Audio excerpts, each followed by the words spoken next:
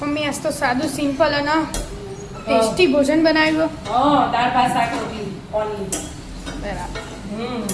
અને ઘી ગોળ, વઘારેલી છાશ ને પાપડ. પાપડ શેકું છેલ્લા. બધું આપણી રીતથી બનાવ્યું. સાદું સિમ્પલ એકદમ. કેવી રીતે બનાવ્યું? ફેટ શીખવાડ્યું તને એનું. આજે દાળ ભાત શાક રોટલી સાદું સિમ્પલ બનાવવાનું. આપણા સુરત બહુ વરસાદ પડ્યો ને કે વધારે શાક કોઈ મળતું નહીં. થોડું થોડું મળે. આપણે જે ઘરમાં હતું એ જ વાપર્યું. નહીં તો ગીલોડી ને એવું તો હોવાનું 250 થઈ ગયું. એટલે હું આજે ને દાળ ભાત બનાવી દઉં. જો આપણે ચાલે ને એટલી દાળ લઈ લીધી અને ચોખા લઈ લીધા.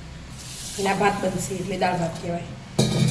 બરાબર ધોઈ દેવાના ઘસી 2-3 પોઈન્ટ બંને. અને હું ઉપરા ઉપરી મૂકું ને એ તને શીખવાડવા છે. ધોવાઈ છે? હા બેટા ધોવાઈ છે. દાળમાં પાણી લઈ લીધું અને ભાતમાં આપણે ભાત એમને ચડવા મૂકીએ ને એના કરતાં આવી રીતે ઉપરા ઉપરી મૂકીએ ને એટલે એનાથી ઓછું પાણી જોવું. વરાળથી ચડ્યું ને એટલા માટે. હવે થોડું મીઠું એડ કરી દેવાનું. બહુ નહીં એડ કરવાનું. થોડું ભાતનું બધું કરી દેવાનું. દાળનું અડધું જ કરવાનું. હા એક તીખું લવિંગિયું મરચું લઈ લીધું મેં. ઝીણું સમાર દેવાનું દાળમાં જ. એ વફાય ને એટલે ઉભરાય ના અને આપણે પાછળથી સમારી નખવું એના પડે. અને એક ટામેટું લીધું. મોટા ટુકડા જ કરવાના ટામેટાના.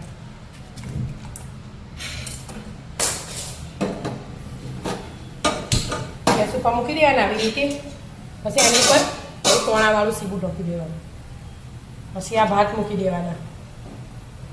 એક બેન ને ક્યારનાય દાળની રેસીપી માગતા હતા અઠવાડિયેથી. પણ આપણે હમણાંથી દાળ ભાત બનાવ્યા ને આજે બનાવ્યા ને એટલે મેં કીધું રેસીપી આપી દઉં એટલા માટે.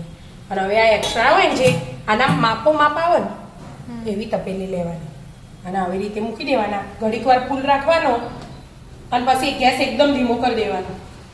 20 થી 25 મિનિટમાં દાળ ભાત તૈયાર થઈ જાય. પહેલા ઘડી વાર ગરમ કરવા રાખ્યું હોય ને આપણે એટલે ફૂલ ગેસ રાખ્યો એટલે પાણી ગરમ થઈ જાય. પછી ધીમો કરવાનો. દાળ ભાત ચડી એટલા શાક વઘારવાની તૈયારી ચાલુ કરી દઈએ. દહીં નાખી ફૂટપાઈ જીરું નાખશું. બધો ઘેર બધો દાળ ભાત શાક રોટલી બનાવતા જ હોય. આપણા ઘેર આપણે કોઈ નવાઈનું નહીં બનાવતા. હા એ તો ખબર. પણ આપણે ફ્રેન્ડ કહેતા હોય તો તમે કઈ રીતે બનાવો એ અમને બતાવજો. બધા બનાવતા છે પણ બધા રીત અલગ હોય. અમુક ફ્રેન્ડ એટલા મસ્ત કમેન્ટ કરે કે આપણે વાંચતા જ રહી જઈએ. એવું બધા અલગ વિચારો હોય ને બધાના. જીરું એડ કરી દીધું. હિંગ એડ કરી દીધી. આજે તો સિમ્પલ ભીંડાનું શાક બનાવવાનું. સાદું સિમ્પલ ફટફટ બની જાય ને. આ દાળ ભાત શાક રોટલી અડધા પોણા કલાકમાં બની જાય. કોઈ વાર ના. દાળ ભાત ફટકા કરી દેવાના. શાક તમારી વઘારી દેવાનું. લોટ બધી રોટલી કરી દેવાની. પછી છાશ છેલ્લે વઘારી દેવાની. છાશ ના દાળ રંગા તો ભાગવાની એટલે હાથે કોમ પતી જાય. આપણે કાયમ એવી રીતે જ બનાવી. પૂરા કલાકમાં બધું બની જાય. રોટલી એ ગરમ ભરી દઉં.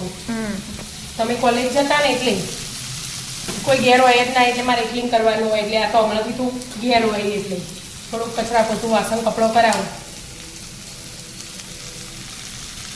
સ્વાદ અનુસાર મીઠું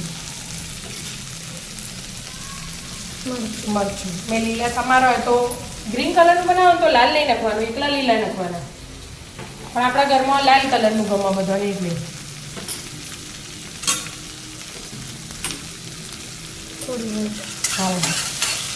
મસ્ત મીઠું હળદર ચડવા દેવાના આવી રીતે બીમારી હતી. એટલા માટે બધી રોટલીનો શાક બનશે ને એટલા તો ભાતનો દાળ ચડી થઈ જશે. પછી વઘારી આપણે. આ શ્યામુભાઈ સ્કૂલ જવાનો ટાઈમ થયો ને એટલે શાક તો ચડી રહ્યું. છેલ્લી વાર તો ધાણા છે. આજે 2 જણોને શાક ખાવાનું એટલે મેં થોડું શાક બનાવ્યું. દાળ ભાત એટલે થોડું જ બનાવવાનું. વધારે ખવાય ના ખોટું વેસ્ટ થાય ને એના કરતાં થોડું હોય ને સારું બધું. અને આ શાક હોય ભીંડાનું જો કોરું બનાવી. ભીંડાનું શાક તો બની ગયું તૈયાર. હવે આપણે દાળ ભાત ચેક કરી લઈએ.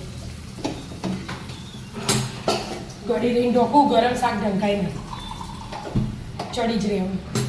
રોજ મિલતા હોય એટલે માપ જ હોય.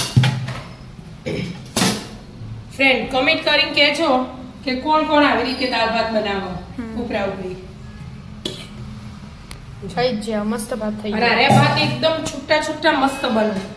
હા આપણે ચેક કરીએ ને તો જો પણ છૂટા છૂટા એકદમ પણ છૂટા કરવાના જ ના હોય, એકદમ છૂટા જ હોય અરે ભાત. બધા નીચેથી લો ને તો એ જો ચેવડા મોટા થયા દેખ.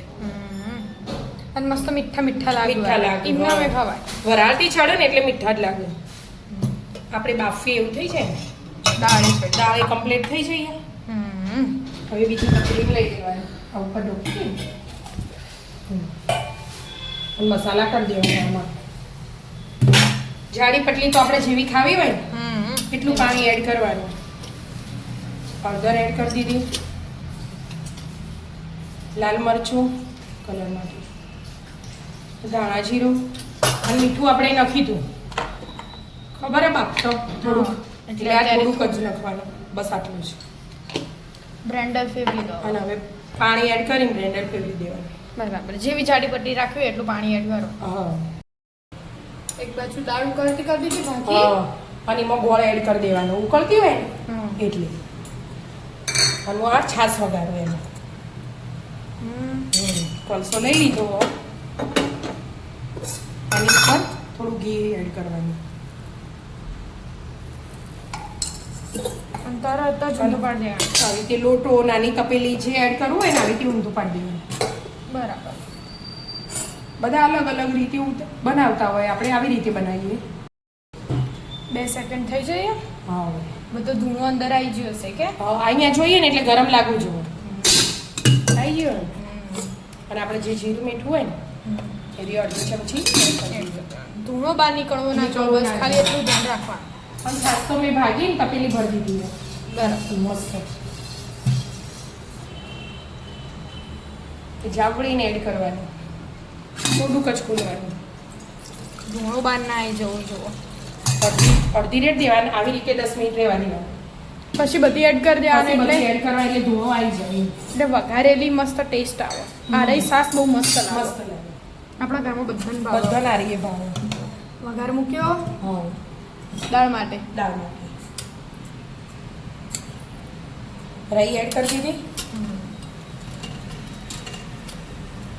મસાલા વગરની બનાવો આજે હું. ગરમ મસાલા આપણે લગ્ન પ્રસંગમાં નાખીએ ને એવું કશું નહીં નાખતી. એમ જ સાદી સિમ્પલ આપણે રોજ જે ખાતા હોય ને એ જ.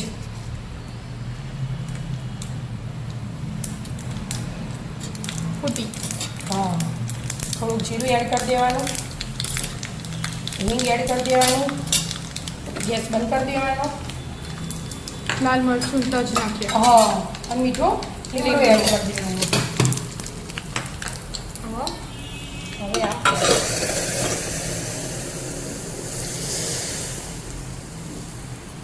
થઈ મસ્ત વઘાર. હવે અંદર લીલા ધાણા એડ કરી દેવાના. બની મસ્ત તૈયાર. આપણી ગળી બનાવીએ એની. હા થોડી ગળી હોય આપણે. હા ખટ્ટી મીઠી. હવે લીંબુ નીચોવાનું આમાં પણ કાઢીએ ને ત્યારે, એટલે જેને લેવું હોય ને એના માટે લીંબુ નીચોવાનું, બધા માટે નહીં. એટલે હું વાટકીમાં કાઢીને હું લઈ લઉં, પપ્પા નહીં લેતા લીંબુ. એવી રીતે રોટલી કરી દો. મસ્ત તૈયાર થઈ ગયું. રોટલી કરી દો એટલે ડીશ તૈયાર કરી દઈએ. હા મસ્ત થાળી તૈયાર કરી દીધી. હા બેટા રોટલી બનાવી દે, થાળી તૈયાર. ઘી, ગોળ, શાક, છાશ, દાળ ભાત અને રોટલી. આ લીંબુ નીચોવાનું બાકી એ દાળમાં લીંબુ નીચોઈ દો. મસ્ત ખટ્ટી મીઠી તીખી ગળી દાળ તૈયાર. તૈયાર. તો આવી જાઓ મિત્રો, મસ્ત મજાનું ગીંગોળ, ભીંડાનું શાક, રોટલી, છાશ, દાળ ભાત ખાવા. પાક્કું ભોજન કરવા. અને પાપડ શેકી દેવાના. મિત્રો અમારા વિડીયો ગમતા હોય તો લાઈક, શેર અને સબસ્ક્રાઇબ કરજો. રાધે રાધે.